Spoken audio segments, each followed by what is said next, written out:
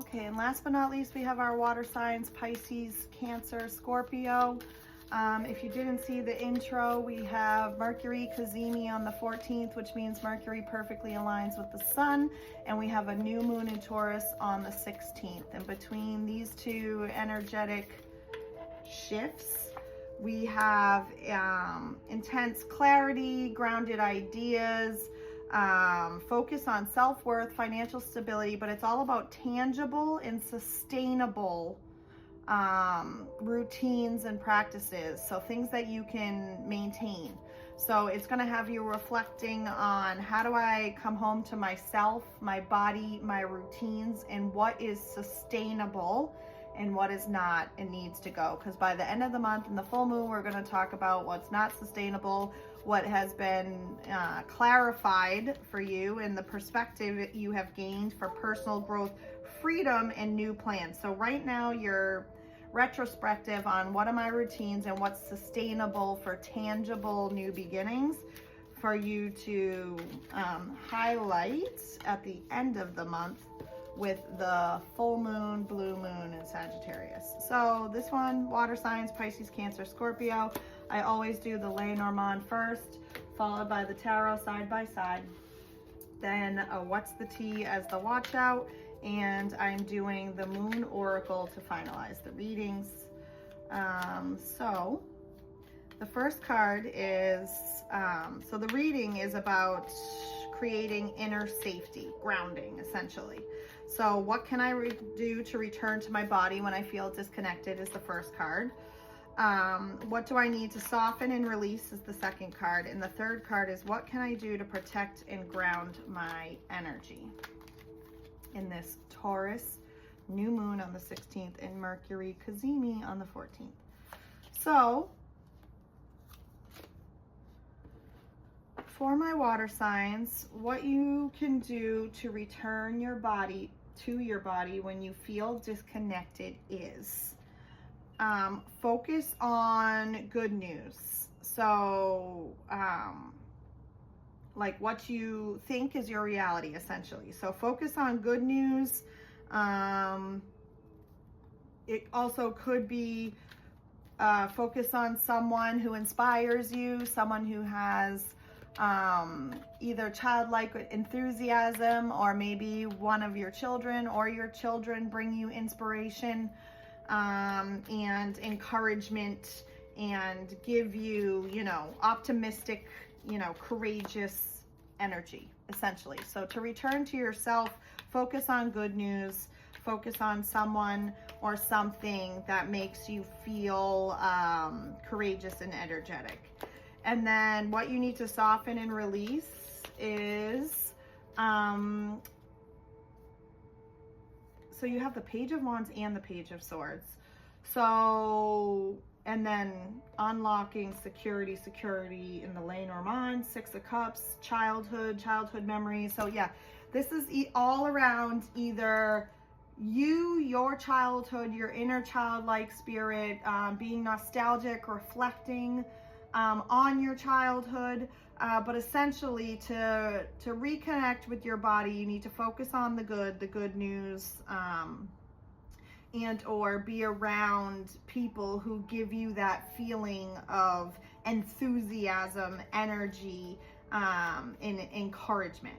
Then to soften and release, you need to release the idea that everything has to be planned, and that when you plan or are more vigilant in your planning, calculating, or if you prepare yourself mentally, then everything's going to be fine. So stay curious, let life, like, live in the moment a little bit. So let go of the idea that everything has to be anticipated. Go with the flow. And then, literally, water signs, go with the flow. And then what can I do to protect and ground my energy is,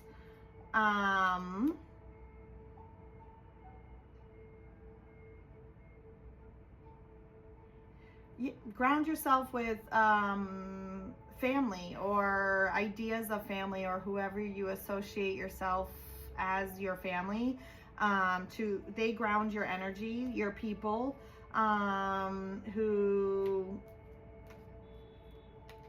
you share memories with, life with. Maybe you just need to set aside some time to catch up and share, stories and, return to your people, spend time with your people that make you feel good and ground your energy. I know exactly who that is. As soon as I say that out loud, I have my handful of people that come to mind. So that's what can help you ground your energy, water signs. The T says, look out, dodging bullets, blocking bad energy, escaping toxic people, haters can't touch you. So yeah, focus on the positive. Go to your people that make you feel good, whether it's your immediate family now, friends that are family, your kids. To focus on the positive. Whoever brings out that childlike spirit, that enthusiasm, that courage. Oh, the moon card just flew right out. So what does the final moon say? It's time to take action. New moon in Aries. So yeah, this is about you reflecting on creating what's sustainable for tangible new beginnings. And so that is by surrounding yourself with the people that you love and that support you, encourage you, make you feel confident, courageous, give you hope. You don't pre-plan everything. This is not about,